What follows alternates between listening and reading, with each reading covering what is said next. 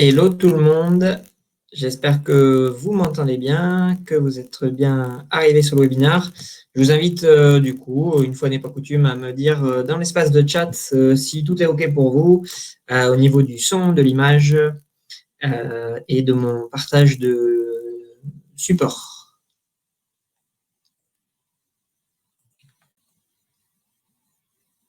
Yes. Tout a l'air OK, en tout cas pour la plupart d'entre vous. Donc, c'est que ça doit fonctionner. Super. Du coup, maintenant que je suis sûr que vous m'entendez bien, je vous souhaite la bienvenue sur ce webinaire et puis je vous dis bonjour également. Donc, on va attendre encore un tout petit peu que les gens se connectent parce que là, c'est en train de bien monter. Dans tous les cas, c'est limité à 100 personnes. Hein, donc, on avait 250 inscrits. Il y aura peut-être certaines personnes qui pourront pas y assister, mais qui auront le replay en tous les cas. J'anticipe aussi certaines questions. Vous aurez tous le replay, accès au replay. Si vous êtes inscrit et que vous êtes ici, vous recevrez tous le replay automatiquement par mail. On le mettra à disposition sur notre chaîne YouTube Entrepreneurs Connectés également. Et vous l'aurez aussi en revenant sur Livestorm, en fait, sur notre page Ça compte pour moi. Vous pourrez le revoir. Vous pouvez d'ailleurs revoir nos autres webinaires, notamment celui d'il y a 15 jours sur C'était sur quoi déjà il y a 15 jours? Sur 5 astuces sur savoir pour gérer mon entreprise au quotidien. Vous pouvez aussi le revoir. Voilà, bonjour à tous ceux qui nous rejoignent encore. J'attends encore 30 secondes et on démarre. Il y a 50 et quelques personnes pour l'instant, donc ça va continuer. Donc, en attendant, je vais me présenter pour ceux qui ne me connaîtraient pas déjà. Je suis Mathieu Chauveau, expert comptable et CEO de Ça compte pour moi. Ça compte pour moi, c'est un cabinet d'expertise comptable en ligne, dont un certain nombre d'entre vous sont déjà clients et je vous en remercie. Et je vais présenter le cabinet juste après. Est-ce que j'y vais? J'y vais pas. J'y vais. Puis les retardataires, entre guillemets, nous rejoindront en cours de route. L'idée, c'est que à 14h, on puisse avoir fini la présentation, qu'après on passe sur les questions jusqu'à 14h15 environ pour pouvoir vous libérer pour l'après-midi. Donc, ça compte pour moi pour ceux qui ne connaîtraient pas. Très, très rapidement, je vous promets. En quelques chiffres, on est aujourd'hui à peu près 60 personnes à travailler sur Ça compte pour moi, au service de plus de 3000 clients. On est le premier cabinet d'expertise comptable en ligne qui est certifié ISO 9001. C'est une certification sur la qualité de nos prestations et à laquelle on tient fortement. Voilà, notre note sur Google, ça vous pouvez aller voir les avis de vous-même. Et puis, on a au fait aujourd'hui un cabinet en ligne, on va faire tout ce que fait un cabinet d'expertise comptable classique. On va faire bien sûr bilan comptable, déclaration fiscale, des bulletins de paye, des déclarations diverses et variées, des formalités juridiques, déclarations sociales, tout ça, sauf qu'on le fait à distance, 100% en ligne, 100% dématérialisé, tout ça autour d'un outil du coup, je fais un peu de teasing pour notamment ceux qui sont déjà clients chez nous. Lundi prochain va totalement changer. On arrive sur une nouvelle version.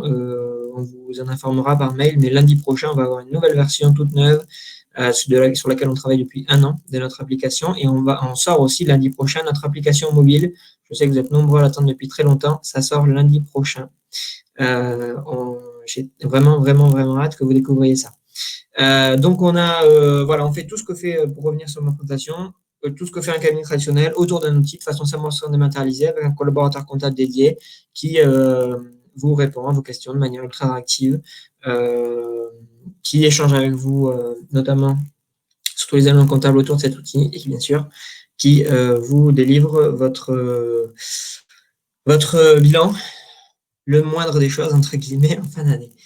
Ouais, Franck, ça va être un nouveau design complètement, mais vraiment complètement nouveau. J'espère que ça vous plaira. Je vous montrerai, si vous voulez, en fin de webinaire pour ceux qui restent. Ça vous incite à rester jusqu'à la fin. Je vous montrerai un aperçu de la nouvelle version. Voilà. Donc, on y va sans plus attendre. On a peut-être encore des gens qui vont nous rejoindre. Ils pourront regarder le replay pour voir le début. Donc, aujourd'hui, le terme qui nous concerne, ah oui, pardon, excusez-moi, avant de démarrer, je vous invite à poser toutes vos questions en cours de webinaire sur l'espace questions. Donc, vous avez dans l'onglet à droite de votre écran, vous avez chat, mais vous avez questions après. Posez toutes vos questions sur l'espace questions, s'il vous plaît, pas dans le chat. Je ne regarderai plus le chat après, parce que sinon les questions se noient dedans. Je vous invite à vraiment poser vos questions dans l'onglet questions et ensuite à voter pour vos questions préférées. Pour vos questions préférées, vous verrez, c'est très simple, il y a un petit icône pour voter et je répondrai après comme ça dans l'ordre des questions qui auront le plus de votes, qui seront le plus pertinents. Voilà. J'y vais. Donc, première partie, excusez-moi. Donc, le bilan, on va voir donc aujourd'hui, donc savoir lire un bilan comptable. Le premier point, bien sûr, c'est le bilan comptable, mais en fait, au-delà de savoir lire un bilan comptable, on va voir comment savoir lire un compte de résultat, comment l'analyser. Et après, on fera un petit point sur la fiscalité qui va autour, parce qu'avoir un bilan et un compte de résultat, c'est bien, mais ça sert aussi de base fiscale à un certain nombre de choses, donc connaître un petit peu les bases qui vont autour de ça. Donc, premier point, bilan comptable, c'est parti. Donc, qu'est-ce que c'est déjà un bilan comptable? Pour faire très théorique, on revient aux bases. Donc, souvent, on le décrit, on le définit comme ça. Le bilan, c'est la synthèse du patrimoine de l'entreprise à un moment donné. Donc, on fait une photo de votre entreprise et on voit qu'est-ce qu'elle possède et qu'est-ce qu'elle doit. C'est vraiment une photo à un instant T, donc à votre date de clôture d'exercice. Si vous clôturez au 31 décembre, par exemple, mais ça peut être une date au 30 juin, le 31 mars, selon chacun votre date de clôture. Et à cette date-là, on fait une photo et on voit qu'est-ce qu'elle possède, c'est ce qu'on appelle l'actif, votre entreprise, et qu'est-ce qu'elle doit, c'est ce qu'on appelle le passif. Un bilan est toujours équilibré. Donc, les deux parties doivent s'équilibrer. Donc, là, souvent, la question qui se pose, c'est comment c'est possible que le bilan soit équilibré alors que je génère de la richesse, c'est-à-dire comment c'est possible que je doive autant que ce que je possède. C'est très simple, en fait, c'est parce que déjà, ce n'est pas vous, c'est l'entreprise. Et du coup, l'entreprise, tout ce qu'elle dégage en richesse, elle le doit à ses associés. Donc, forcément, c'est là où se fait l'équilibre, en fait, entre l'actif, ce que possède l'entreprise, et ce qu'elle doit. Elle doit des dettes à des personnes extérieures, et ensuite, le surplus, elle le doit à ses associés. Donc, c'est pour ça que ça s'équilibre, en fait, par l'intermédiaire de ce qu'on appelle les capitaux propres, qui sont la part qui reviennent aux associés de l'entreprise. Voilà déjà le mystère sur l'équilibre du bilan qui est résolu. Ensuite, le bilan, il faut savoir qu'il est comptable, il est obligatoire pour toutes les entreprises qui relèvent d'un régime réel. Un régime réel, ça veut dire c'est un régime qui n'est pas un régime qu'on appelle fiscalement un régime micro. Vous avez les micros, notamment donc les micro-entrepreneurs, qui n'ont pas besoin de faire de bilan comptable, ils n'ont pas cette obligation-là, puisqu'ils ont une imposition qui est forfaitaire. Par contre, dès que vous relevez d'un régime réel d'imposition, que ce soit l'impôt sur le revenu ou l'impôt sur les sociétés, vous êtes obligé de faire un bilan comptable. Et le compte de résultat qui va avec. Donc, à quoi ça sert un bilan comptable? Au-delà de voir qu'est-ce que je possède, qu'est-ce que je dois, c'est déjà connaître la situation financière de son entreprise. Ça permet de voir, bien sûr, sa trésorerie, mais ça permet de voir aussi, typiquement, une valeur qui revient aux associés. On en a parlé tout à l'heure avec les capitaux propres. Donc, savoir combien j'ai en trésorerie, combien mes clients me doivent, combien j'ai d'argent qui est immobilisé, soit à travers des immobilisations, soit à travers du stock, combien je dois à mes fournisseurs, etc. Ça permet de voir où on en est et de voir ce qu'on appelle la solvabilité de l'entreprise. Forcément, on va devoir comparer ce qu'on appelle l'actif circulant, c'est donc la trésorerie et les créances à court terme, donc ce qu'on a en cash et ce qu'on va avoir en cash dans les prochains mois, et ce que l'on doit en face et ce que l'on doit décaisser dans les prochains mois pour voir la solvabilité, c'est-à-dire la capacité de l'entreprise à faire face à ses dettes. Et ensuite, ça sert aussi à l'évaluer. C'est l'évaluation d'une entreprise, ça va se baser sur plein de critères. Ça va aussi se baser, bien sûr, sur des critères de rentabilité, mais ça se base aussi sur un critère patrimonial qui est important, puisque, j'y reviens, les capitaux propres, en fait, vous pouvez considérer que c'est la valeur minimale de votre entreprise. Si demain, vous liquidez votre entreprise, elle vaudra au moins ses capitaux propres. C'est un équilibre automatique qui se fait mathématique. Vous aurez au moins les capitaux propres. Quand bien même, en tout cas, toutes les valeurs au bilan sont bien évaluées. Vous aurez au moins les capitaux propres, donc c'est la valeur minimum, auquel après on va devoir rajouter un certain nombre de retraitements pour pouvoir arriver à une valeur finale. Donc c'est vraiment un outil d'aide à la prise de décision parce que ça permet notamment d'arbitrer, on le verra après, sur un certain nombre de points financiers. Et pour les partenaires financiers, c'est un moyen d'apprécier la structure financière de l'entreprise, donc notamment pour une banque, elle va calculer un certain nombre de ratios qu'on va voir sur son bilan. Donc, le bilan comptable, on y revient. actif à gauche, passif à droite. Donc, l'actif à gauche, j'ai deux parties, actif immobilisé et actif circulant. Donc, l'actif immobilisé, c'est toutes les immobilisations, tout ce qui est destiné à être durable. Donc, ce qu'on appelle les immobilisations, ce sont tout ce que vous allez dépenser qui va avoir vocation à durer plus d'un exercice comptable. Donc, ça va être du matériel, ça va être des véhicules, ça va être des immeubles, ça va être du matériel de bureau, du matériel, je sais pas, informatique. Et aussi, vous avez tout ce qui est incorporel. Ça peut être un site internet, si tant est qui vous permet de générer du chiffre d'affaires. Voilà. Donc, toutes ces immobilisations, c'est dans l'actif immobilisé. Ça ne vient pas en charge dans le compte de résultat. On le met dans le bilan, on va le rapporter au résultat via ce qu'on appelle l'amortissement sur une certaine durée. Donc, ça vient à l'actif du bilan. C'est bien ce que l'entreprise possède.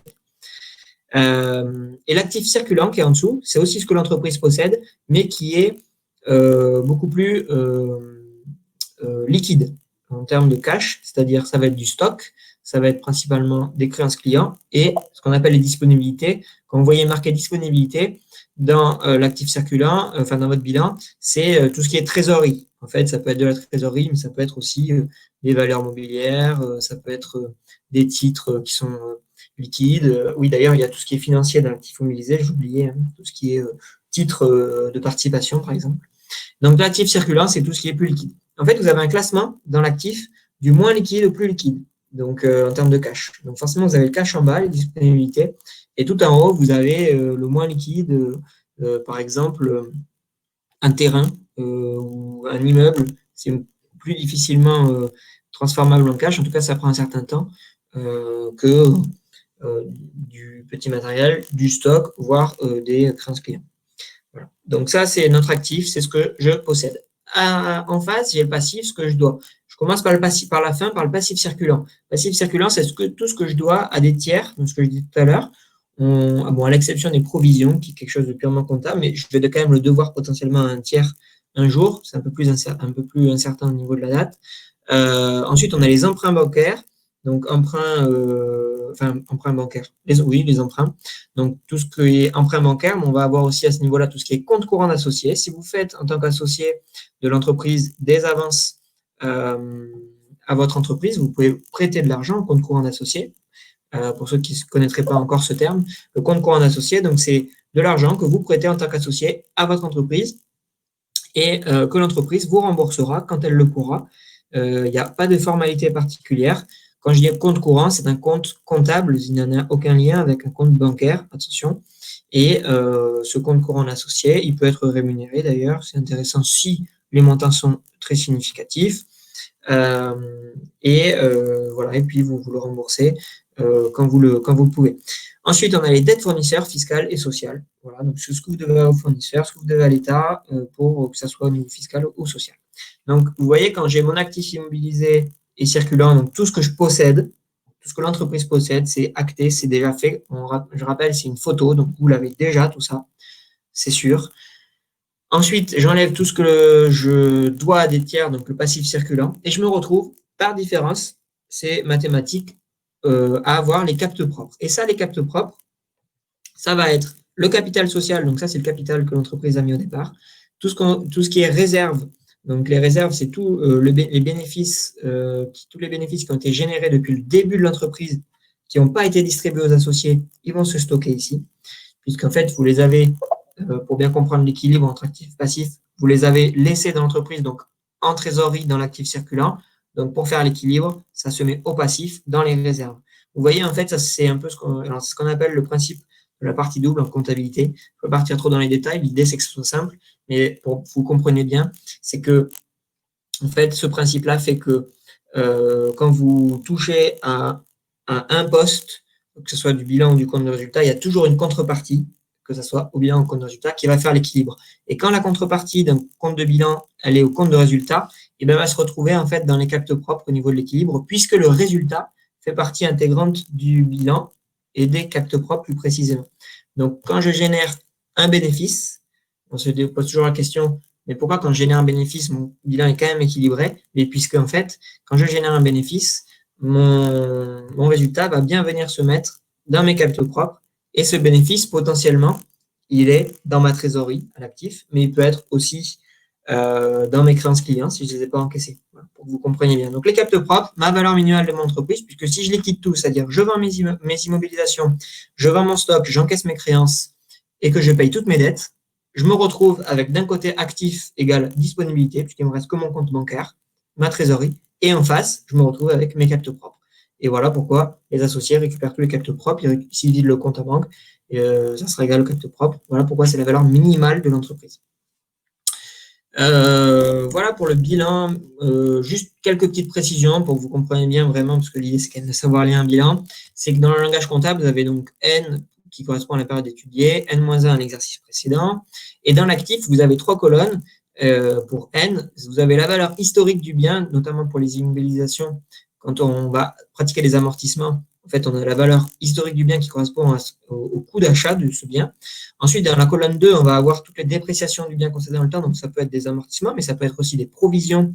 Comme par exemple, on va déprécier du stock, peut déprécier des créances, on peut déprécier des titres, on peut déprécier pas mal de choses. En fait, c'est pour ça que c'est très important de juger la bonne appréciation de la valeur de ce que l'on a à l'actif via les dépréciations ou non, pour justement avoir des capitaux propres le plus proche possible de ce que je vous disais, la valeur minimale de l'entreprise. Et dans la colonne 3, on a la valeur nette, c'est-à-dire valeur historique moins dépréciation.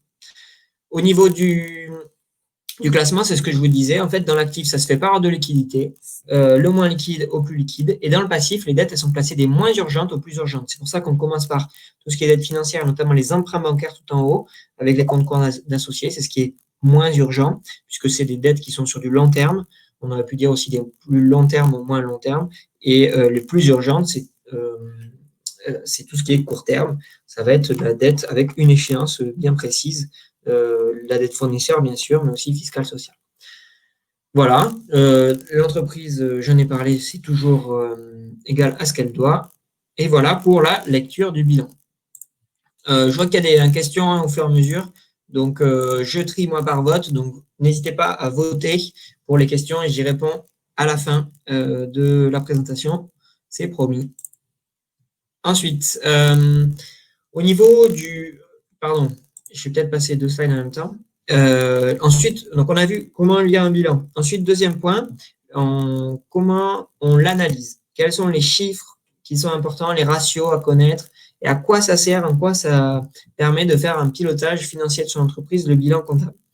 Il y a déjà un premier indicateur qui est clé, mais plus que clé, c'est la base, j'ai envie de dire, c'est ce qu'on appelle le besoin en fonds de roulement. Donc, le besoin en fonds de roulement, on en entend souvent parler, mais malheureusement, on ne sait pas souvent forcément bien l'expliquer. Donc, le besoin en fonds de roulement, c'est très simple, c'est ce dont l'entreprise a besoin en trésorerie pour tourner. Donc, pour tourner, je prends un mot en tout cas très simple, mais pour que son activité elle puisse bien se dérouler. Donc, vous voyez, en fait, quand par exemple, vous faites de la vente de marchandises, vous avez besoin d'abord d'acheter votre stock, bien souvent. Quand on est un magasin de détail, je ne sais pas, en tout cas, à partir du moment où vous avez un stock, vous avez besoin de payer votre stock avant même de pouvoir vendre à vos clients. Donc, c'est là où vous avez besoin de fonds de roulement, dans le sens où vous allez avoir besoin d'abord de trésorerie pour acheter votre stock avant même de le vendre.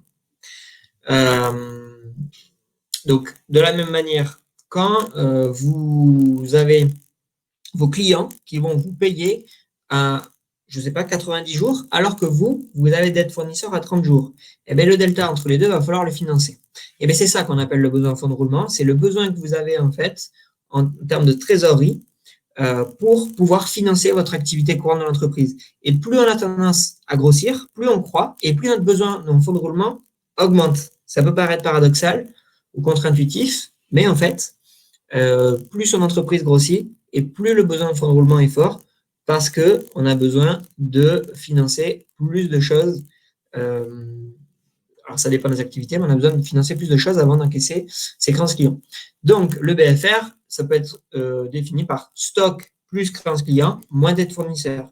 Ça veut dire quoi? Ça veut dire que c'est plutôt en fait positif financièrement parlant d'avoir des dettes fournisseurs et plutôt négatif d'avoir des créances ou du stock. Pourquoi? Parce que avoir des dettes fournisseurs, l'avantage c'est que l'argent il est chez nous plutôt d'être chez nos fournisseurs. Par contre, à l'inverse, quand on a des créances clients, l'argent, il est chez les clients plutôt que chez nous. Donc là, c'est pareil, ça peut paraître paradoxal, mais financièrement parlant, c'est important. Donc, généralement, le BFR, il se présente aussi, enfin, ouais, bien souvent, c'est intéressant de le calculer en jours de chiffre d'affaires pour voir en fait combien on a besoin de jours de chiffre d'affaires d'avance pour pouvoir tenir en trésorerie. Voilà. Donc, il y a beaucoup d'entreprises qui ont des problématiques de BFR justement et qui ont pour autant un très bon bénéfice, très bon résultat. On en a pas mal parmi nos clients. Il y a un bénéfice qui est important, mais ils n'ont pas de trésorerie, ils ont des problèmes de trésorerie très fréquents parce que soit ils ont des créances clients trop importantes, soit ils ont des besoins de financement de stock importants. Et en fait, ça va être soit le cumul de la trésorerie que vous avez pu engranger, donc notamment des bénéfices que vous avez pu faire, qui va vous permettre d'avoir un matelas pour financer votre BFR, soit vous allez devoir aller chercher du financement à l'extérieur. Et ça, vous pouvez le calculer que quand vous avez votre bilan. Et donc, quand vous avez votre bilan, ça vous permet de calculer tout ça et de pouvoir voir si vous avez des besoins de financement et comment les financer. Voilà. Donc, soit vous avez un BFR qui est positif, c'est le plus classique, c'est-à-dire que les emplois sont supérieurs aux ressources et donc vous avez un besoin de financement à court terme. Vous devez financer vos besoins à court terme à l'aide de ce qu'on appelle justement le fonds de roulement. Le fonds de roulement, on pourrait appeler ça le trésor de guerre, si vous voulez. C'est-à-dire, c'est la trésorerie dont vous disposez, que vous pouvez mettre à disposition, que la société peut mettre à disposition de son activité. Qu'elle peut engager pour financer son stock, en tout cas tout ce qui est décalage de trésorerie. Donc, c'est pour ça qu'on appelle ça besoin en fonds de roulement, besoin en trésor de guerre, si vous préférez. Donc, du coup, s'il est nul, très rare, l'entreprise n'a pas de besoin d'exploitation, en gros, passif circulant égale actif circulant. Parce que c'est vrai que c'est souvent ça le BFR, si je reviens sur là, mon actif passif. En gros, c'est mon BFR, c'est ma différence entre actif circulant et passif circulant. Et c'est là que je vois si justement ma trésorerie me permet de faire face à tout ça.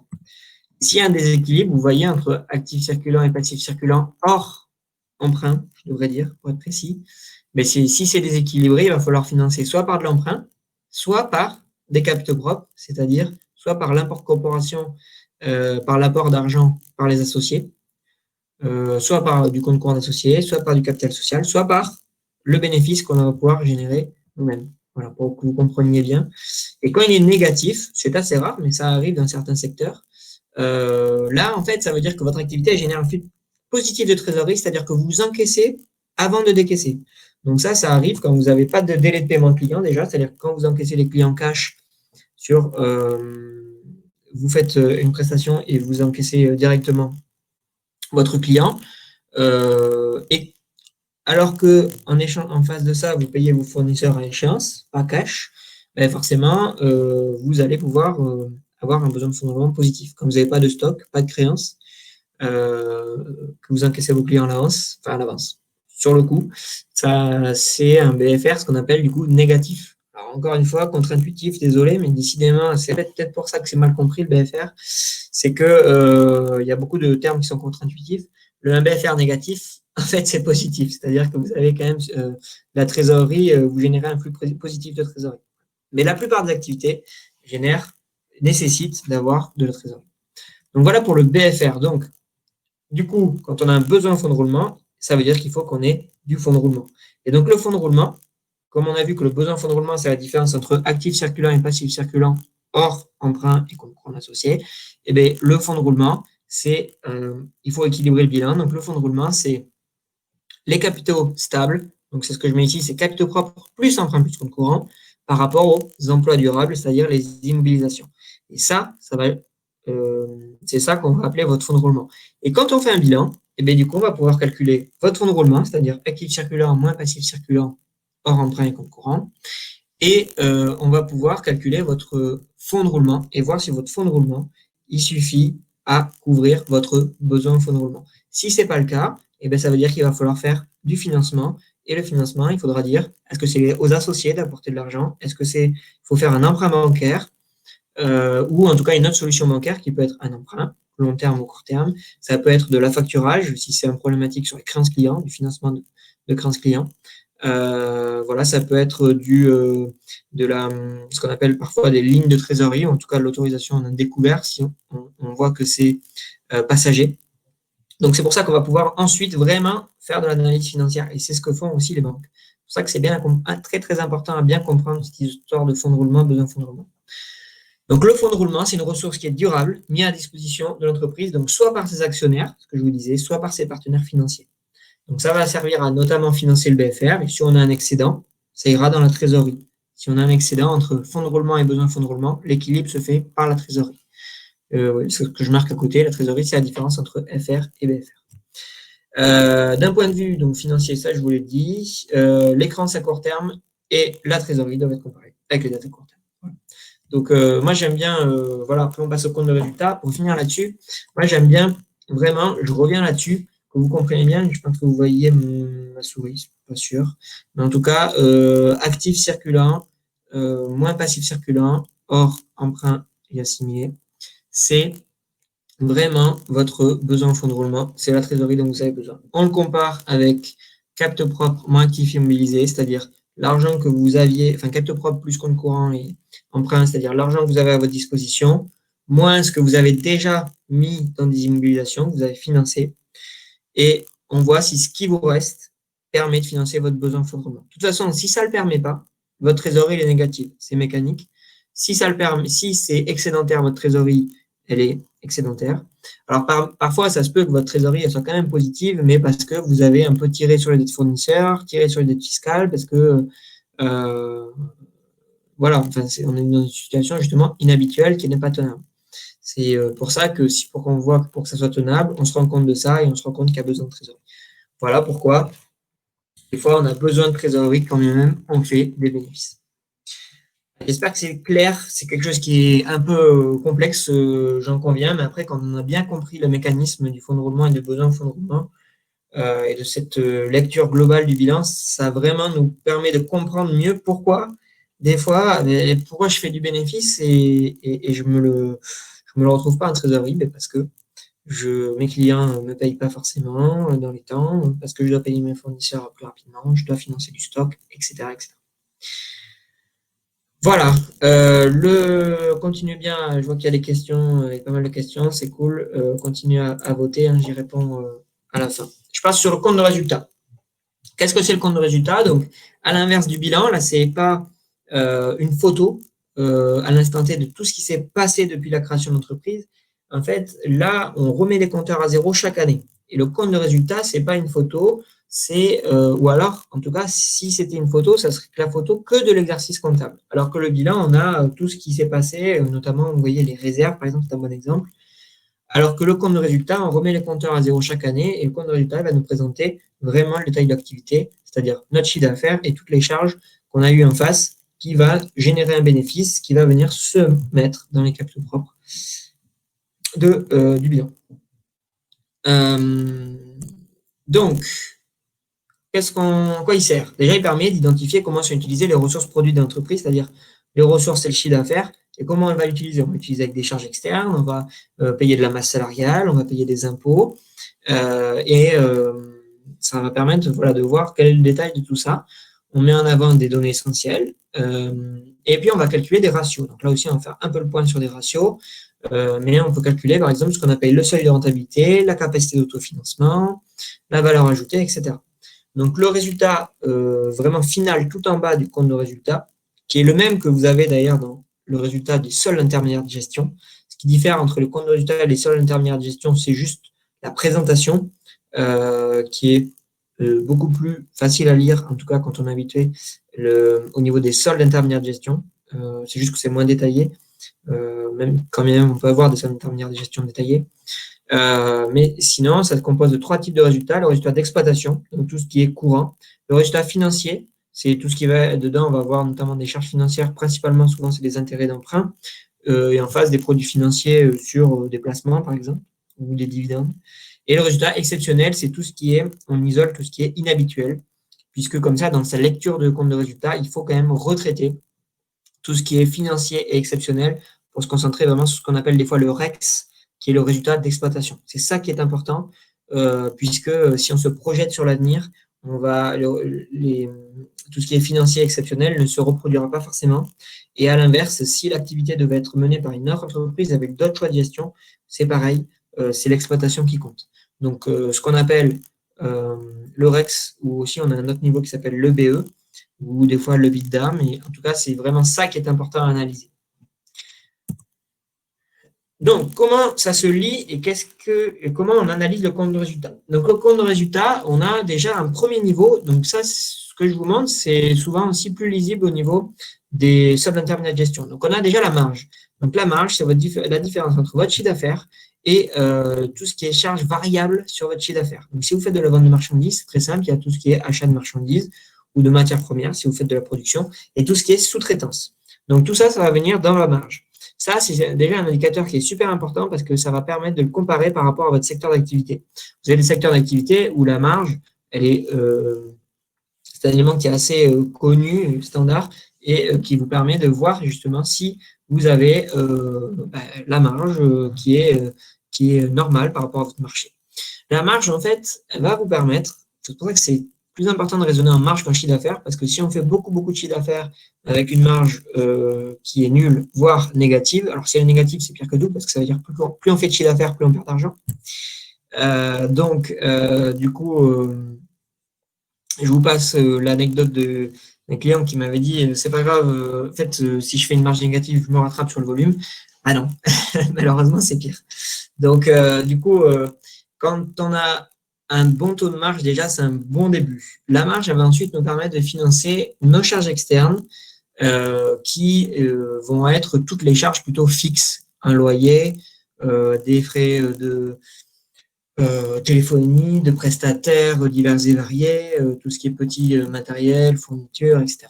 Elle permet de financer la masse salariale, les impôts principalement, et puis après tout ce qui est exceptionnel. Donc la marge, premier indicateur super important, vous avez dans tous vos secteurs d'activité, soit vous avez la prestation de service, auquel cas votre marge elle est 100%, mais moi j'aime bien souvent retraiter les marges, c'est-à-dire que par exemple, quand on fait de la prestation de service, moi je calcule une marge par rapport à la masse salariale. Faites votre ratio masse salariale sur chiffre d'affaires.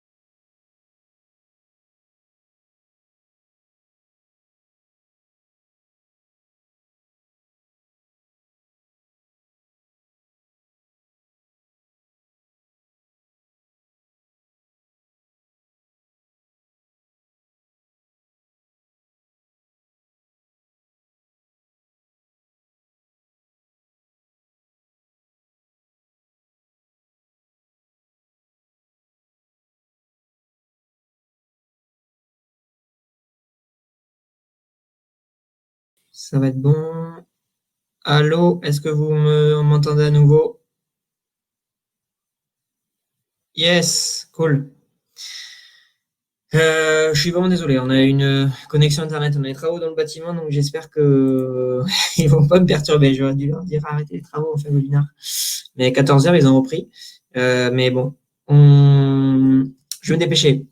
Donc, la marge, je vous disais, c'est un indicateur super important. Donc, si vous faites de la prestation de service et que vous avez une marge à 100%, c'est pas grave, retraitez votre marge en faisant par exemple votre masse salariale sur votre chiffre d'affaires et vous avez, comme ça, vous aurez, pour moi, c'est ça en fait, quand vous faites de la prestation de service, votre marge variable, elle se fait principalement par rapport à votre masse salariale. Donc, faites le ratio masse salariale sur chiffre d'affaires pour vous comparer à votre secteur, comparer aux entreprises concurrentes ou à vos confrères dans le même secteur.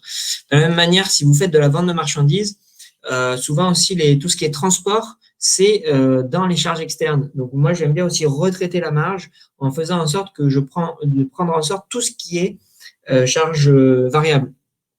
Donc, c'est-à-dire que vous allez pouvoir prendre votre marge, vous déduisez également tout ce qui est frais de transport, par exemple, qui n'aurait pas été inclus dans cette marge, et vous pouvez comme ça avoir aussi une marge qui est réelle. Parce que par exemple, assez souvent, on se rend compte qu'on a une marge au niveau de son compte de résultat ou de ses SIG qui est de, je dis une bêtise, 60%, non, je prends plus bas, 20%, ok, donc pour le secteur, ok, c'est plutôt une bonne marge, et j'enlève mes frais de transport qui sont de 15%, et là, au final, je parle parce que ça se voit assez souvent, ça, quand on voit les frais de transport et on se retrouve à 5%, et là, ça commence à faire très faible, et là, il faut faire beaucoup de volume pour générer du cash. Donc, vraiment, la marge est un élément super, super important, mais retenez que la marge, c'est le chiffre que, enfin, en tout cas, l'argent que vous allez dégager sur une vente. Vous dégagez le chiffre d'affaires, c'est bien, mais prenez en compte tous les coûts variables que va générer ce chiffre d'affaires. Une fois que vous avez votre marge, vous enlevez tout ce qui est charges externes. Donc là, on essaye justement de faire en sorte que là, c'est plutôt tout ce qui est frais généraux, tout ce qui est fixe. Peu importe le montant du chiffre d'affaires, c'est plus ou moins les mêmes frais généraux qui iront derrière. Donc ça, vous enlevez de cette marge vos charges externes, vous arrivez à ce qu'on appelle la valeur ajoutée. Là, la valeur ajoutée, c'est la richesse qui est créée par l'entreprise. C'est ce qui sert, vous savez, à déterminer le PIB, notamment. Vraiment, c'est la valeur ajoutée à cet endroit-là.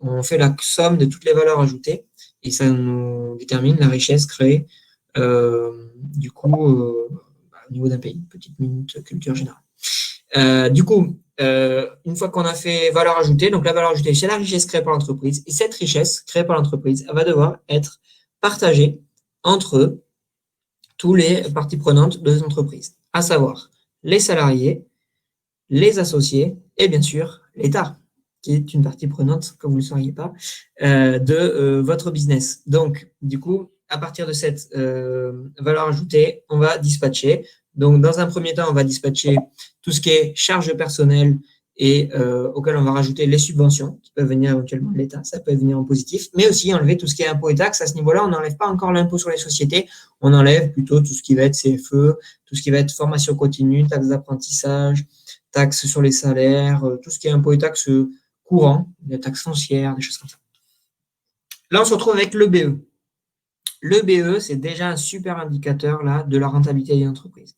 Puisque le BE, quand vous regardez le résultat que ce soit votre entreprise ou une autre, le BE, c'est vraiment un indicateur super intéressant puisque c'est vraiment la richesse qui est créée, pour moi, en tout cas, par l'entreprise, en tout cas, après avoir payé les personnes qui participent à générer cette activité et aussi bon, les charges, les impôts courants.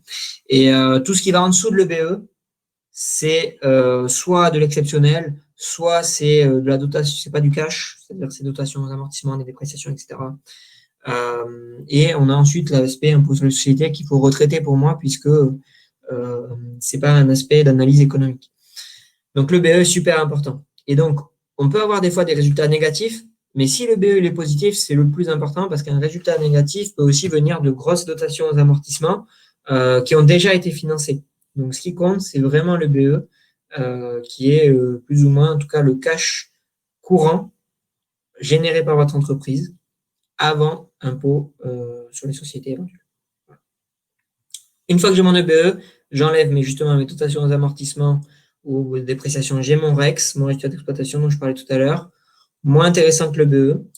Ensuite, j'ai résultat courant avec le financier exceptionnel. Et voilà. Donc, les ratios qui sont intéressants, je n'ai parlé, c'est la marge sur le CA. Ça peut être la masse salariale sur le CA. Les charges externes sur le CA, c'est intéressant, même si en soi, ça peut être intéressant quand on grossit et de voir si on a bien ces charges fixes qui se tassent. La valeur ajoutée aussi, mais pas tant que ça. Ce qui est très important, c'est plutôt le BE sur le CA et le résultat sur le CA. Voilà. Donc, on compare à d'autres secteurs, ça j'en ai parlé. Ensuite, on a donc ce qu'on appelle la CAF. La CAF aussi, c'est quelque chose qui est super important. C'est très très proche de l'EBE. Souvent, c'est d'ailleurs, ça peut être égal. La différence, en fait, c'est que l'EBE, c'est un niveau avant le résultat, alors que la CAF, en fait, on part du résultat et on retranche un certain nombre de choses. En fait, la CAF, l'idée, c'est de calculer le cash vraiment généré par l'entreprise. C'est-à-dire qu'en fait, on va repartir du résultat et on va retraiter tout ce qui n'est pas du décaissement ou de l'encaissement. Tout ce qui est charges non décaissables ou produits non décaissables. Non caissables. Principalement, généralement, la différence entre résultat et CAF, c'est les amortissements. Vraiment, la plupart du temps, c'est le plus gros retraitement qui existe. C'est très important de calculer sa CAF puisque c'est vraiment le cash que vous allez dégager au niveau de l'entreprise. Et c'est pour ça que en fait, les dotations aux amortissements, c'est un faux sujet au niveau de la trésorerie, puisque ça a déjà été financé. Puisqu'en fait, je rappelle, les dotations aux amortissements, c'est une immobilisation qui est rapportée au résultat. Cette immobilisation, elle a déjà été financée, donc c'est pas une problématique. Donc, on a une CAF. Cette CAF, on déduit de cette CAF les investissements, justement, qu'on va venir mettre à l'actif du bilan, si vous vous rappelez bien. Pourquoi, en fait, on les déduit ici? Parce que je vous rappelle que ce n'est pas dans le calcul du résultat. En fait, ce qui passe dans le calcul du résultat, c'est les amortissements. Là, nous, ce qui nous intéresse, c'est de voir le cash qu'on dégage. Donc, une fois qu'on a notre CAF, on enlève nos investissements, puisque ça nous a fait générer une sortie de cash. On enlève les remboursements d'emprunt, en tout cas toute la partie capitale, pas la partie intérêt, parce qu'on a seulement la partie intérêt qui passe dans le résultat, mais la partie capitale, elle ne passe pas en charge. Pourquoi? Parce qu'en fait, la partie capitale, elle se joue juste au niveau du passif du bilan. Je vous rappelle, au passif du bilan, j'ai mes emprunts, quand je génère mon emprunt, et chaque année, quand je rembourse du capital, ça va venir réduire le montant de mon emprunt que j'ai au passif. Mais en gros, on va avoir sortie de cash, réduction d'emprunt au passif. Je reviens sur mon équilibre bilanciel. Ça ne touche pas au compte de résultat. Donc, c'est pour ça qu'il faut pouvoir le retraiter pour pouvoir, encore une fois, raisonner en cash. J'enlève mes remboursements d'emprunt capital. J'enlève les éventuels dividendes que j'aurais versés, parce que pareil, les dividendes, c'est une distribution de résultats, donc par nature, par définition, ce n'est pas dans le résultat. Et j'arrive à l'indicateur ultime, qui est ce qu'on appelle l'autofinancement. Et l'autofinancement, c'est tout simplement, vraiment, à la fin de l'année, c'est le cash que vous avez laissé dans l'entreprise. C'est-à-dire ce que vous avez généré avec votre activité, la CAF, moins ce que vous avez dépensé en investissement, moins ce que vous avez remboursé en capital, moins ce que vous avez versé en dividende. Et ça, c'est vraiment votre variation de cash. Si vous avez en tout cas un BFR qui est stable, vous avez l'autofinancement égale la variation de trésorerie d'une année sur l'autre. Bon, le BFR est jamais stable, donc ça ne marche jamais. Super important. Pourquoi? Parce que l'autofinancement, ça va vous permettre de vous projeter et de voir si justement, comme son nom l'indique, vous pouvez vous autofinancer. Est-ce que l'autofinancement suffit à financer votre BFR? Puisque comme votre BFR, avec votre activité, on a dit l'activité s'accroît, votre BFR s'accroît, est-ce que l'autofinancement va permettre de faire en sorte que je puisse tout le temps m'autofinancer et autofinancer mon BFR sans avoir à faire appel à un emprunt ou à du financement par les associés? Voilà, donc là, je pense que j'ai fait le tour sur la CAF. Et après, je passe, pour finir, et après, je passe aux questions. Je suis désolé, du coup, on a 10 petites minutes de retard, notamment avec cette coupure, sur la fiscalité de l'entreprise. Donc, une fois que, là, on parlait vraiment d'analyse financière, on va revenir, je vois qu'il y a pas mal de questions. Il y a un aspect qui est quand même final aussi à travers ça, même si le bilan, c'est très bien pour analyser financièrement parlant et économiquement. Ça a été créé principalement pour calculer l'impôt. Donc, c'était quand même le but premier de la comptabilité.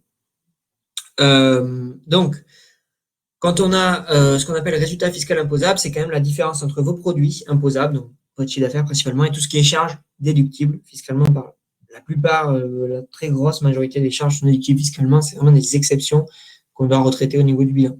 Donc, le résultat comptable, voilà, justement, il ne correspond pas toujours au résultat fiscal. Le résultat comptable, on ne s'occupe pas de savoir si c'est déductible, pas déductible, imposable, pas imposable. On prend tout. Et ensuite, on va passer du résultat comptable au résultat fiscal. C'est pour ça que des fois, sur votre pièce fiscale, ça ne correspond pas. Le résultat ne correspond pas. Si vous regardez, en fait, une plaquette des comptes, en tout cas telle qu'elle est faite chez nous, vous avez les SIG et juste après, vous avez la LS fiscale, la première page de la LS fiscale où il y a marqué le résultat fiscal imposable.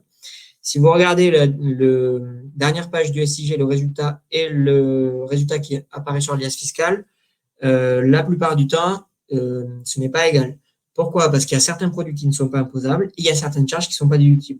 Typiquement, les charges pas déductibles, c'est les pénalités ou amendes. On a par exemple des fois ce qu'on appelle les amortissements excédentaires sur les véhicules de société. On a des loyers de crédit bail qui ne sont pas déductibles. Dans une société à l'IR, les rémunérations de gérants ne sont pas déductibles. Et à l'inverse, on a des produits qui ne sont pas imposables. Tout ce qui est crédit d'impôt. En ce moment, vous avez tout ce qui était les aides liées au Covid. La plupart ne sont pas imposables. On a beaucoup de retraitements du coup en ce moment sur les liasses fiscales sur ce sujet-là. Et puis, vous avez tout simplement aussi l'impôt sur les sociétés. Il n'est pas déductible du résultat fiscal dans le sens où, sinon, c'est la boucle, c'est le chat qui se mord la queue puisque le résultat fiscal permet de calculer l'impôt sur les sociétés. Donc, forcément, c'est aussi déjà une différence majeure entre résultat comptable et fiscal. Ensuite, un point sur la TVA qui est super important, c'est que la TVA dans tout ça, vous l'avez vu, elle est neutre, elle est totalement neutre. À la limite, elle va un petit peu impacter notre BFR, mais elle est totalement neutre. Pourquoi elle va impacter notre BFR? Puisqu'en fait, la TVA, ce n'est pas une charge, c'est juste le reversement d'un montant qui a été encaissé pour le compte de l'État. C'est-à-dire que vous faites, en gros, vous collectez auprès des clients de la TVA et vous allez la reverser à l'État.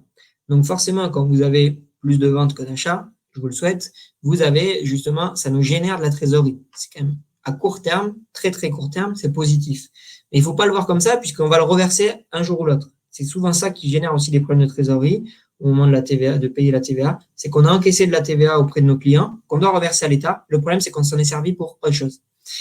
Et c'est pas le but. Donc, il faut vraiment voir la TVA comme quelque chose de neutre. Et c'est pas au moment où on la reverse, ce n'est pas une charge, ce n'est que une avance de trésorerie que vous avez juste collecté un impôt pour le compte de l'État. Donc, partez du principe que vous le collectez, vous êtes les, les seigneurs qui allaient collecter la taxe auprès de vos clients et puis vous allez le reverser forcément à un moment au roi. Donc, faut pas le dépenser en chemin.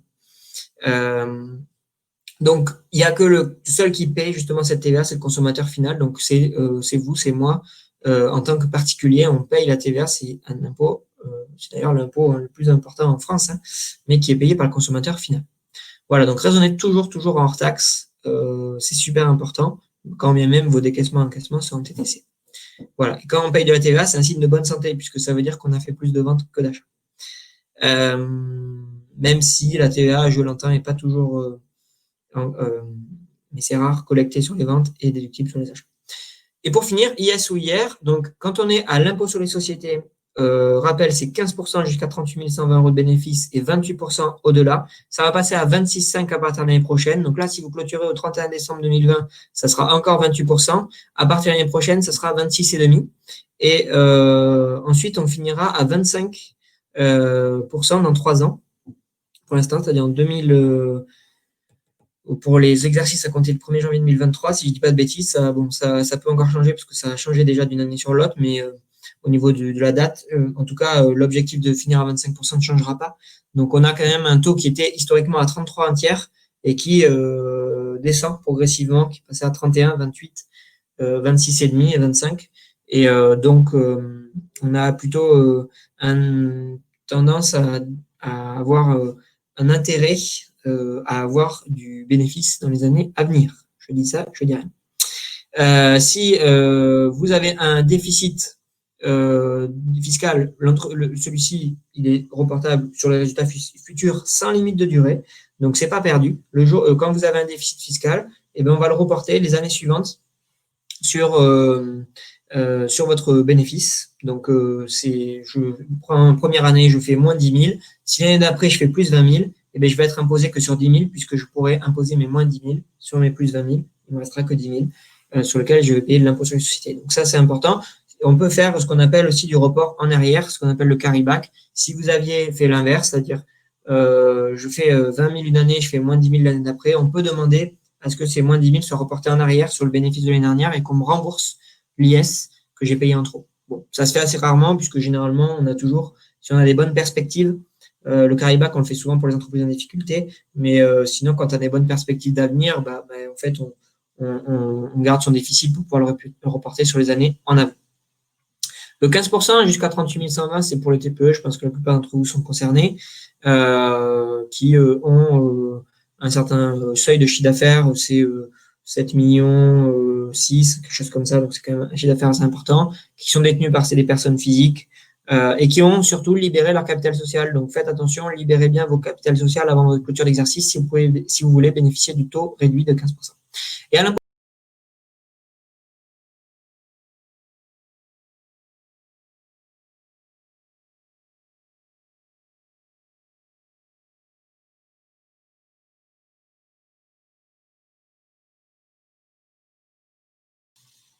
Ah là là, je suis revenu.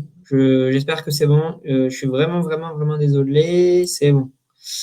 Donc, résultat imposable à l'impôt sur le revenu, résultat imposable sur la déclaration de revenus de dirigeant. Du coup, cette fois, en cas de déficit, là, vous pouvez l'imputer sur vos autres revenus. Donc, si vous êtes à l'impôt sur le revenu, en fait, vous générez un résultat. Ce résultat, il est imposable comme un salaire, en fait, sur votre déclaration de revenus.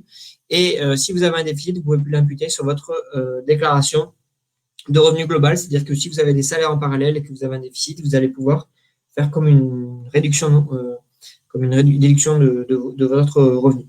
Voilà, donc diminuer votre revenu imposable. C'est là où ça peut être intéressant d'opter pour l'impôt sur le revenu, même quand on est en société, dans certains cas, quand on prévoit de faire un déficit. Voilà, mais ça, j'y reviens dans d'autres webinaires, donc je ne rentre pas dans les détails de tout ça, parce que tout ça, on le voit dans d'autres webinaires. Soit déjà, on en parle pas mal aussi dans le webinaire d'il y a 15 jours, si vous voulez regarder le replay. C'est pour ça que je ne rentre pas plus dans les détails. Un autre détail avant de passer aux questions-réponses, c'est l'imposition des revenus perçus par vous en tant que dirigeant. Donc, soit, c'est les rappels, hein, soit vous êtes en tant que dirigeant, votre rémunération, votre salaire, donc soit vous êtes TNS ou salarié, donc notamment en SARL ou en SAS, ça ne change rien, votre rémunération, elle est toujours imposée en tant que salaire, traitement et salaire, sur le barème progressif de l'impôt sur le revenu avec les tranches classiques. Si vous prenez les dividendes, donc je parle cette fois, de manière générale, les dividendes, donc qui se distribuent après impôt sur les sociétés, soit on l'impose au barème progressif de l'impôt sur le revenu avec un abattement de 40% et des prélèvements sociaux à hauteur de 17,2% sur ce montant, soit on peut opter pour la flat tax, donc qui est de 30%, qui englobe prélèvements sociaux plus impôt sur le revenu. Très souvent, la flat tax est plus avantageux. En fait, pour faire simple, la flat tax, comme elle comprend les 17,2 de prélèvements sociaux et de l'impôt sur le revenu, par différence, ça fait 12,8% d'impôt sur le revenu, ce qui veut dire que si vous avez un taux marginal d'imposition supérieur à 12,8%, vous avez intérêt à opter pour la flat tax. Dans tous les cas, vous avez jusqu'à la déclaration de revenus pour opter. Donc, en fait, le plus simple, c'est qu'au moment de votre déclaration de revenus, vous faites le test. Vous prenez, dans un premier temps, vous optez pas pour la flat tax, vous voyez combien ça fait d'impôts à payer. Vous refaites le test en optant pour la flat tax, vous voyez combien d'impôts ça fait payer et vous voyez quelle est la solution la plus avantageuse. Donc, ça veut dire que quand on opte pour la flat tax 30%, vous avez, si vous voulez vous distribuer 100 de dividendes, quand vous distribuez 100 de dividendes, vous devez vous verser 70, puisque vous allez avoir 30 qui vont être, c'est la société qui le paye pour vous. La flat tax, c'est une retenue à la source. Donc, vous allez, du coup, envoyer, directement ces 30 par votre société. Donc, ne prenez, vous, dans votre poche que 70 et pas 100. Attention, parce qu'on le voit assez souvent. Si vous êtes en SARL, en tout cas, si vous êtes gérant à travers non salariés, les dividendes supérieurs à 10% du capital social sont soumis à cotisation sociale de l'URSSAF. Donc, attention, c'est très rarement avantageux quand on a un SARL de se prendre des dividendes. Si vous facturez un loyer, donc ça, j'en parle pas mal, d'un petit kilométrique, intérêt de compte courant, j'en parle pas mal dans le webinaire d'il y a 15 jours sur les astuces pour bien gérer son entreprise. Donc, je ne vais pas revenir en détail. Mais si vous avez un loyer, vous facturez un loyer à votre société pour l'utilisation de votre domicile, c'est imposé au barème progressif de l'impôt sur le revenu, dans les revenus fonciers. On peut opter pour le régime microfoncier si vos revenus fonciers d'ensemble sont inférieurs à 15 000 € par an. Et l'avantage du régime microfoncier, c'est que vous pouvez abattre 30% sur ces loyers. L'indemnité kilométrique, c'est pas imposable. Le remboursement de compte courant, c'est pas imposable, c'est l'argent que vous avez avancé. Et les intérêts de compte courant, c'est exactement le même régime que pour les dividendes. La différence, c'est que pour qu'ils soient déductibles de résultat d'entreprise, il ne faut pas dépasser un plafond de taux. Voilà, je réponds à vos questions. Je suis désolé, vraiment, on est en retard. Donc, quel est l'intérêt? Claude, il nous dit, hop, je vais vous les mettre dans l'ordre, vous devez les avoir apparaître sur l'écran. Donc, quel intérêt d'augmenter le capital et d'incorporer les bénéfices de l'entreprise? Donc, ça ne va pas augmenter vos capitaux propres, vous l'avez compris, puisque en fait, ça va rester dans la même case. Et donc, en gros, quand on a un bénéfice, déjà, en fait, on ne va pas incorporer le bénéfice dans le capital. Le bénéfice, on a l'option soit de le distribuer aux associés, soit de le laisser dans l'entreprise. Et quand on le laisse dans l'entreprise, il va aller soit ce qu'on appelle en report à niveau, soit ce qu'on appelle en réserve. Donc, déjà, quand vous faites une augmentation de capital, c'est par incorporation de réserve. On peut aussi faire d'ailleurs une augmentation de capital par incorporation de compte courant d'associés, ou ce qu'on appelle par compensation de créance, c'est-à-dire que vous dites, mon compte courant d'associé, j'ai apporté 10 000 €, je veux le transformer en capital. Donc, ça peut être soit des réserves, soit du compte courant d'associé. Donc, l'intérêt d'augmenter son capital par incorporation de réserve ou de compte courant d'associé, pour moi, il est très, très limité. Il peut avoir un intérêt si on vous le demande, que ce soit la banque ou que ce soit, par exemple, d'autres investisseurs. Sinon, pour moi, il n'y a pas vraiment d'intérêt aujourd'hui, en tout cas, ça dépend de votre activité, à avoir forcément un capital social très élevé. Ça va dépendre d'un certain nombre de critères, mais au final, ce qui compte, c'est vraiment mon capital propre. Par exemple, des fois, on a BPI, c'est peut-être votre cas, qui demande à avoir des fonds propres d'un certain montant, etc. Mais au final, les réserves font partie des fonds propres. Donc, c'est pas forcément important de les incorporer au capital social. Voilà. Donc, le capital social, si on vous le demande, oui. Sinon, aujourd'hui, c'est principalement voilà, des investisseurs ou des partenaires bancaires qui vont le demander. Pourquoi? Parce que le capital social, j'en ai parlé ça la semaine dernière dans le webinaire que j'ai fait avec Contour sur la création d'entreprise. Le capital social, c'est le risque que vous allez prendre dans l'entreprise. C'est pour ça que la banque aime bien que vous mettiez un capital social important parce que ça va démontrer en fait le risque que vous êtes prêt à prendre. Pourquoi? Parce qu'en fait, si votre entreprise elle a des difficultés financières, au pire des cas, vous perdez votre capital social, mais pas plus. Donc, c'est pour ça que moi, j'ai tendance à dire ne le faites pas forcément, puisque vous allez le figer, puisque le capital social, vous ne pouvez pas le récupérer, sauf à faire ce qu'on appelle une réduction de capital, alors que les réserves, vous pouvez vous les distribuer en dividendes et les comptes courants associés, vous pouvez vous les rembourser à tout moment. Donc, avant de réfléchir, avant de faire une augmentation de capital, il faut bien y voir vraiment un vrai intérêt par un financement externe principalement. Lauriane, qu'appelle-t-on libérer son capital social? Libérer son capital social, en fait, c'est que quand vous créez votre entreprise, vous déterminez un montant de capital social et vous avez la possibilité, alors selon les structures juridiques, d'en libérer qu'une partie au moment de votre création et de libérer le reste plus tard. Moi, je ne conseille jamais de le faire parce que généralement, le plus tard, on ne le fait jamais. En plus, ça nécessite une formalité, ça coûte de l'argent, etc. Donc, mettez un capital social à hauteur de ce que vous pouvez libérer de suite. C'est-à-dire que si vous mettez... vous voulez mettre un capital social de 10 000 euros, mais que vous pouvez mettre que 5 000, bah, mettez 5 000, ne mettez pas 10 000. Ou alors, vraiment, si vous êtes sûr de pouvoir les mettre, je ne sais pas, dans quelques mois, quoi. Mais la problématique, si on ne libère pas son capital social en entier, c'est qu'on ne peut pas bénéficier du taux réduit de l'impôt sur les sociétés. Voilà. Donc, c'est pour ça que souvent, on se fait piéger. Et après, c'est trop tard, une fois qu'on a clôturé son exercice. J'ai plus les montants en tête selon les structures, mais généralement, c'est 50% souvent du capital qui doit au moins être libéré à la création. Yannick, j'ai le cas de commandes de facturées encaissées en septembre, date de fin de mon exercice, mais qui ne seront livrées qu'en octobre, donc exercice suivant. La valeur des produits à livrer se compte dans le passif. Alors, en fait, pas exactement. En fait, c'est votre stock qui va jouer. C'est-à-dire que vous avez donc le cas de commande facturée encaissée en septembre, donc vous clôturez au 30 septembre, ce que je comprends. Donc, au 30 septembre, vous allez avoir... En fait, il y a deux... Ouais, on va le voir, il y a deux possibilités. Mais ça, si vous êtes client chez nous, ne vous inquiétez pas, on vous expliquera tout. Mais soit, je le dis quand même pour les autres, si vous êtes concernés, soit vous avez donc... alors, dans tous les cas, les commandes qui sont facturées, encaissées, si elles sont facturées, on va les avoir dans le chiffre d'affaires. Mais donc, elles ne sont pas livrées.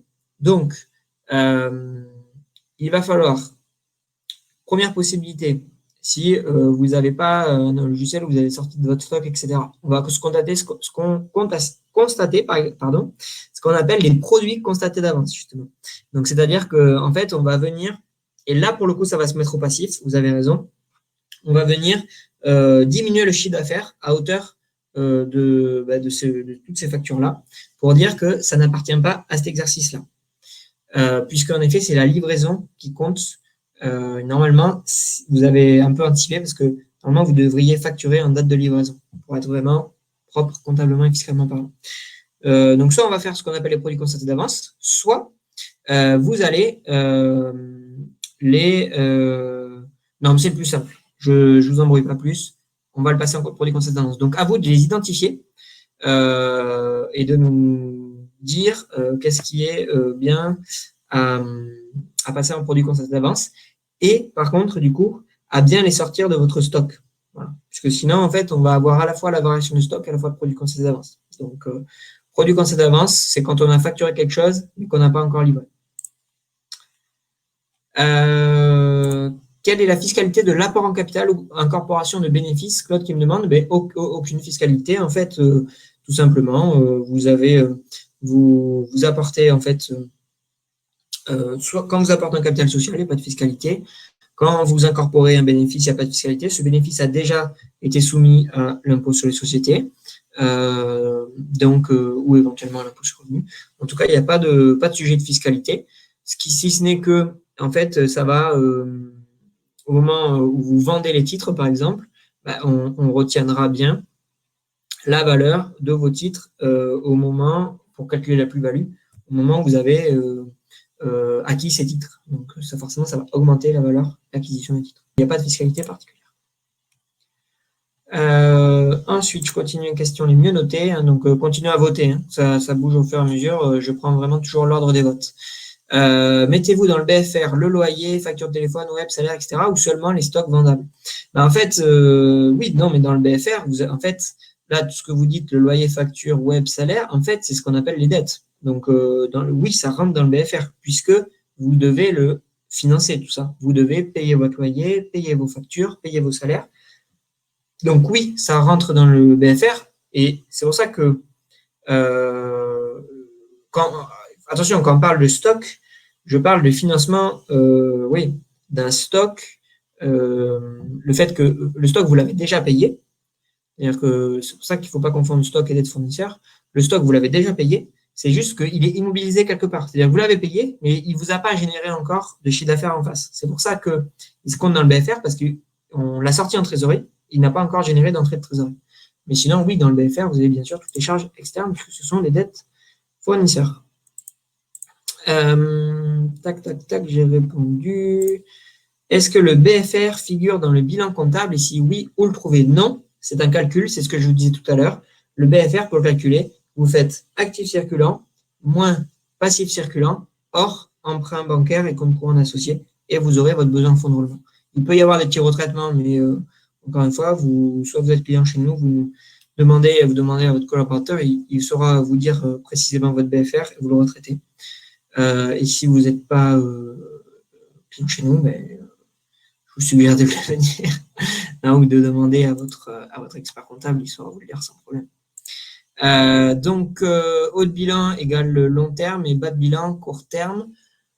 C'est ça. En gros, c'est à peu près ça. C'est complètement ça. Même Manuel qui me pose cette question. Oui. On peut le définir comme ça. Franck, est-il possible de ne pas immobiliser le matériel informatique et les smartphones lorsque l'on doit professionnellement en charger tous les ans? Oui, c'est possible. Oui, c'est possible. Oui, si vous devez en changer tous les ans, déjà, c'est possible. Puisqu'en fait, normalement, on est censé amortir sur la durée d'utilisation. Donc déjà, si vous l'utilisez qu'un an, on est censé les amortir qu'un an. En fait, c'est une règle fiscale qui autorise la possibilité, au-delà de 500 €, de immobiliser. Donc, généralement, on le fait par défaut, mais vous avez tout à fait la possibilité de le faire. Et donc, mais Franck, je sais que vous êtes client chez nous, donc il suffit de nous soit au moment de l'affectation, de ne pas le mettre en immobilisation, soit en tout cas au niveau du bilan, quand vous voyez votre rendez-vous, de passer sur les charges. Et d'ailleurs, de faire le tri. Faites le tri à votre prochain bilan sur tous vos immobilisations. Si jamais il y en avait qui seraient encore en cours d'amortissement, qui n'auraient plus lieu d'être, pour qu'on les passe en charge. Normalement, c'est illégal de payer ses fournisseurs à plus de 60 jours. Alors oui et non, parce que ça dépend de pas mal de choses. Non, pas forcément. En fait, oui. C'est compliqué comme sujet. C'est assez compliqué, mais oui, parce qu'il y a notamment un gros sujet là-dessus. En tout cas, une loi qui est passée. Je ne sais plus si c'était l'année dernière ou un peu plus, je pense, aujourd'hui. Mais encore une fois, il y a la théorie de la pratique. Aujourd'hui, ça existe encore, puisqu'en fait, ça dépend de si c'est fin de mois, si c'est la date d'émission de facture, date de bon de commande, etc. Donc, ça peut. Ça arrive, moi je le vois. Manuel, faut-il avoir un compte TVA spécifique pour gérer la collecte TVA? Moi, non. Je dirais non. Moi, je le conseille pour faire...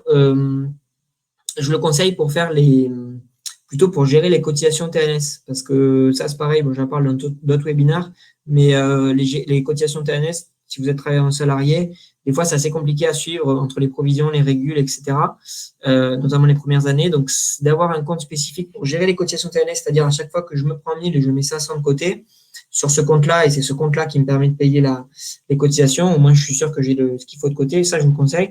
La TVA, c'est assez compliqué à gérer. On a quelques clients qui le font, mais c'est très, très compliqué à gérer. Donc, moi, je ne vous conseille pas forcément. Je vous conseille juste on a le module, hein, nous, de suivi de TVA, c'est sur notre application. Mais pour bien suivre où on en est et voir si on a bien la trésorerie qu'il faut. Sinon, si vous avez un peu de mal à gérer votre trésorerie au niveau de la TVA, de passer en TVA mensuelle, en fait, si ce n'était pas déjà le cas. Ensuite, quels sont les 2 ou 3 indicateurs à regarder ou calculer dans le bilan et le compte de résultat en résumé? En résumé, dans le bilan, vous avez quelque chose qui est important, donc c'est le BFR et le besoin fonds de roulement et le fonds de roulement. Vous avez une autre chose qui est importante, c'est l'endettement sur les capteurs propres. Ça, c'est quelque chose qui est important. Donc, en gros, vous faites notamment tout ce qui est emprunt bancaire divisé par les capteurs propres et vous voyez le ratio. L'idée, c'est que les capteurs propres soient plus importants que votre endettement. Même si, au début, c'est pas toujours le cas, mais forcément, mais en tout cas, c'est un critère important. Dans le compte de résultat, la marge, le BE et l'autofinancement. Voilà, ça en fait 3. Lauriane, peut-on réduire notre capital? Oui, on peut faire une réduction de capital, tout comme on fait une augmentation de capital, il n'y a pas de souci. Soit on fait une réduction de capital, ce qu'on appelle motivé par des pertes, c'est-à-dire que soit on a des pertes et on les éponge. En fait, on fait l'inverse d'incorporer des bénéfices dans le capital, on incorpore des déficits, ça va venir réduire notre capital. Toujours pareil, ça ne bouge pas notre capital propre. Soit on fait une réduction de capital non motivée par des pertes, auquel cas, c'est l'associé qui va récupérer le capital en question. Tout simplement.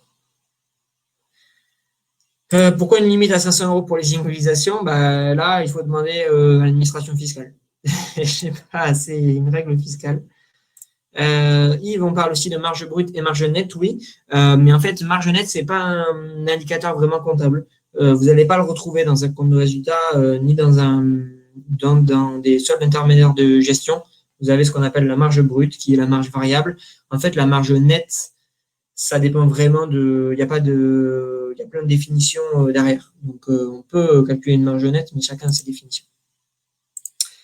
Avant dernière question, quelques infos sur la déclaration de confidentialité des comptes annuels. Est-elle appropriée pour un premier exercice? Alors, pas forcément beaucoup de liens avec le sujet, mais j'y réponds bien sûr.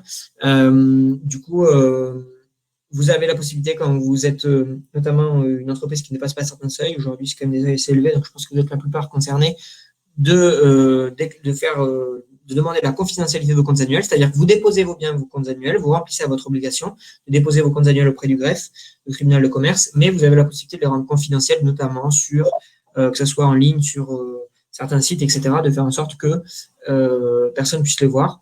Est-ce que c'est approprié? Oui, en fait, c'est à vous de voir. Est-ce que vous avez envie que tout le monde puisse voir vos comptes ou pas? La plupart du temps, ça se fait, en fait, justement, puisqu'on n'a pas forcément envie. On a plus d'intérêt, en tout cas, à ce que ça se voit pas plutôt que ça se voit, et à donner la plaquette à qui on en a envie, qui demandera ses comptes. En quoi consiste la libération du capital social et comment faire? J'ai répondu tout à l'heure. J'avais la même question. J'ai répondu à toutes les questions. Yes, tant mieux parce que je suis vraiment en retard. Je suis désolé, mais j'ai encore pas mal de monde qui suit, donc merci beaucoup. Du coup, comme promis, je vais tenter un petit partage. Tac. Est-ce que là, est-ce que vous voyez bien mon écran? Tout le monde, je reviens juste là rapidement. Ouais, ok, suspense Franck. Donc vous voyez bien mon écran, mais en fait c'est pour vous montrer, notamment ça intéresse principalement ceux qui sont déjà clients.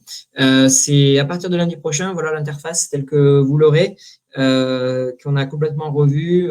Ça fait 1 an qu'on travaille dessus, donc vous pourrez toujours switcher vers l'ancienne version. Vous voyez, avec ce bouton ici, en fait, en cliquant, vous pouvez switcher d'ancienne ou nouvelle version, choisir laquelle vous voulez. On a refondu en fait pas mal de choses, donc notamment au niveau de l'affectation d'une opération. On n'a plus le système des pop-up. Maintenant, c'est vraiment, vous voyez, ça se déroule, je coche et puis je valide et mon opération est affectée. Donc comme ça, on est vraiment sur 2 clics. On a vraiment plus l'histoire de la pop-up qui était en effet en termes du X, comme le disait Franck, pas terrible, on le savait.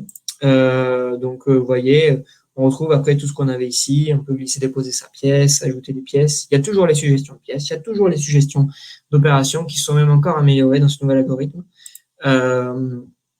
Et voilà, et je retrouve mes lignes en infinity scroll, c'est une nouveauté. On a revu pas mal tout ce qui est filtre, voilà, qui se présente comme ça à présent. Un peu différent, on peut aussi les cacher. Et puis on a revu pas mal aussi toute la partie tableau de bord qui est totalement différente, totalement revue, enrichie. Donc vous avez des tableaux de bord tout neufs avec les top 10 de recettes, de dépenses, l'analyse sur la période, des soldes, de la trésorerie, vraiment, on va vraiment dans le détail.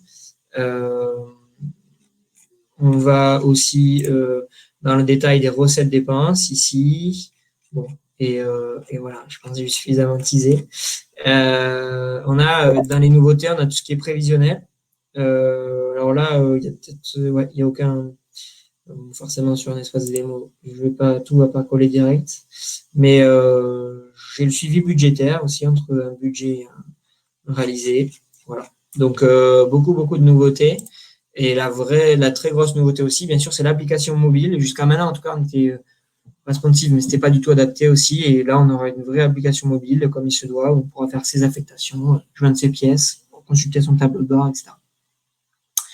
Voilà, ça c'est lundi prochain.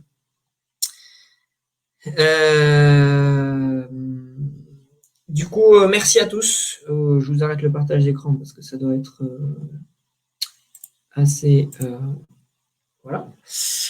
Merci à tous du coup d'avoir participé. J'espère que du coup c'était clair pour vous, que j'ai répondu à toutes vos questions. Normalement c'est bon si vous avez porté dans l'espace questions. Vous aurez le replay dans tous les cas que vous allez recevoir par mail ou si jamais de toute façon vous allez consulter notre chaîne YouTube Entrepreneur Connecté d'ici la fin de la semaine ou vous revenez sur l'espace Livestorm, ça compte pour moi. Et vous aurez le replay en intégralité. Et puis, je vous remercie.